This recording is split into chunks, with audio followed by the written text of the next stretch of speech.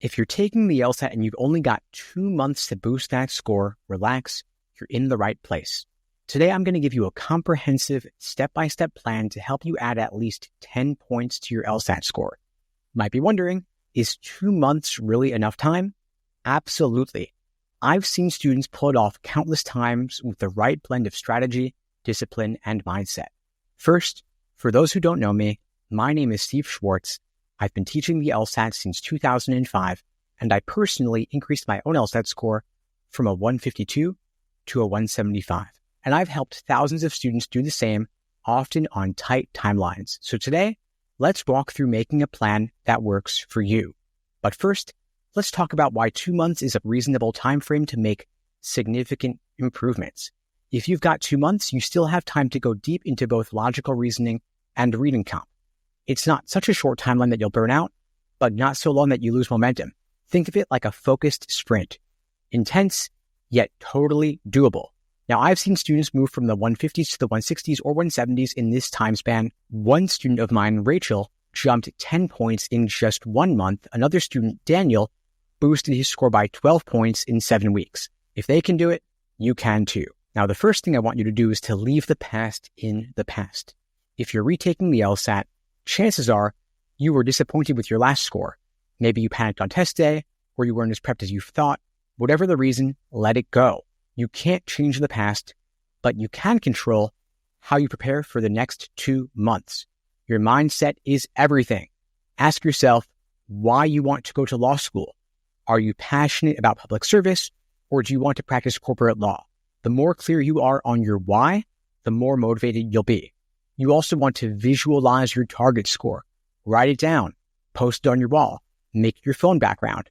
Constantly remind yourself of what you're aiming for, and share your goal with your friends, family, even coworkers if applicable. Knowing that you're committed to the next 2 months to serious LSAT study will give you their support and understanding to help you stay accountable. Now, you've got to conduct a performance autopsy if you're retaking. Think about what went wrong before. This is your chance to learn from your mistakes rather than just repeating them. Engage in a detailed review of all your previous practice tests. Look question by question, not just at the overall score, and think about where did you lose the most points. You then want to identify patterns in your mistakes. Maybe you're missing more on strengthen or weaken or flaw, or maybe it's certain topics in reading comprehension like dense scientific topics or legal theory passages. It might also be endurance related if you notice the drop in your final section of the test. Whatever you're noticing in terms of trends, document them. Keep a mistake journal or wrong answer log for every missed question. Note the type, why you got it wrong, and what you'll do differently next time. Think of this like a detective investigating clues. The more detailed you are, the more targeted your study plan will be.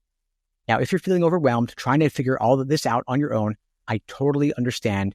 Balancing a tight timeline with a busy schedule can be a challenge, especially if you're juggling LSAT prep with work, school, or family commitments. And that's why at LSAT Unplugged, we create personalized day-by-day study plans customized for you, and we pair them with private one-on-one coaching to help you stay motivated and accountable through each step of your prep, guiding you through the process.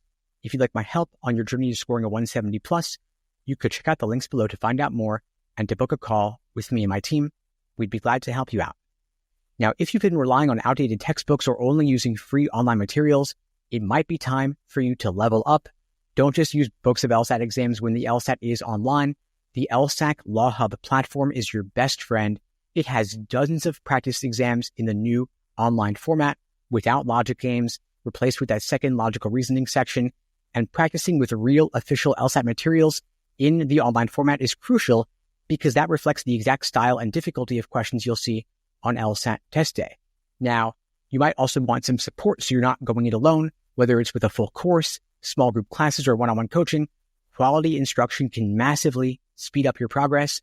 That's where you get insights, feedback, and accountability that you can't really get from a book. Now, with 2 months to go, time is of the essence. You want to craft a strategic study schedule to maximize your results. Here's one way you might break it down week by week. For the first couple of weeks, focus on core skills and content, review question types, practice untimed drills to get your accuracy up, and revisit fundamentals you might have missed last time. Devote the first 2 weeks for this. Weeks 3 and 4, increase the intensity and now integrate timed sections focused on pacing. Continue the targeted drills, but start weaving in more endurance practice. In weeks 5 and 6, you're doing regular, full-length timed exams at least once a week. Analyze your results thoroughly after each test and keep track of new mistakes that you're making. Finally, in weeks 7 and 8, ramp up simulations of test day. By now, of course, you should be comfortable with the test format. Keep refining your pacing, deal with any remaining weaknesses, and dial in on your test day routine, your sleep schedule, mental warm-ups, and so on. Now, on a daily basis, you might want to spend the morning studying fresh concepts or doing a short drill to warm up your brain. In the afternoon, maybe you do a timed section or two, then do a quick review of your mistakes. And then in the evening, you do a deeper review or a light drill session, depending on your schedule. Now, don't underestimate the power of downtime. Build in at least one rest day per week because your brain needs time to process and retain the patterns that you're learning. Now, it's also essential to master the art of review using a process like the Socratic review method, because reviewing isn't just about checking the correct answers. It's about understanding why the wrong answer is wrong and why the right answers are right. You want to pinpoint your mistake and figure out where you personally went wrong. Did you misunderstand the stimulus? Did you misread a keyword in the question stem? Or did you eliminate the correct answer too quickly? You then want to examine each answer choice. For the wrong answer, think about what was tempting about the wrong answer that made you pick it or consider it, and what initially pushed you away from the right answer, and then what ultimately makes the right answer right. Then you also want to teach it back to a friend, a study buddy, or your coach, because if you can teach it, you truly understand it, and it builds your confidence to help you articulate your thought process.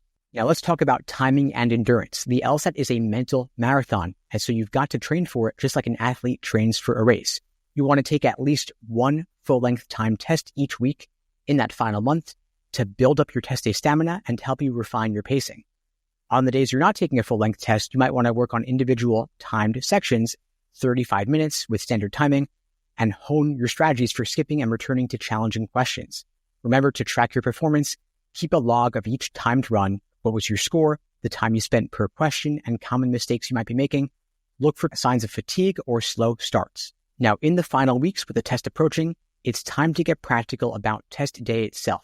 You've got to know the testing format. Whether you're taking it remotely or at a Prometric testing center, make sure you know the rules, the requirements, and any tech needs you might have to meet. You also want to simulate test day conditions, dressing similar to how you will on test day. And if you're taking the test at home, try to create a quiet, distraction-free environment to build your mental resilience to help you handle any unexpected hurdles. To manage your test anxiety, practice deep breathing techniques or quick mindfulness breaks during your practice tests and develop a pre-test routine. Maybe it's a short walk, a healthy breakfast, and some positive self-talk. And that's it.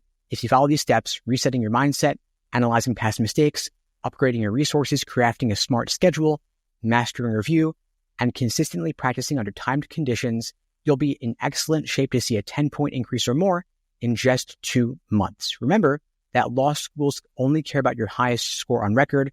So if you're retaking, this is your chance for a fresh start.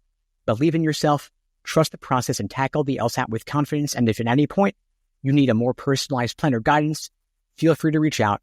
My team and I would be glad to help you out in reaching that 170 plus on test day. In the meantime, I wish you all the best and take care.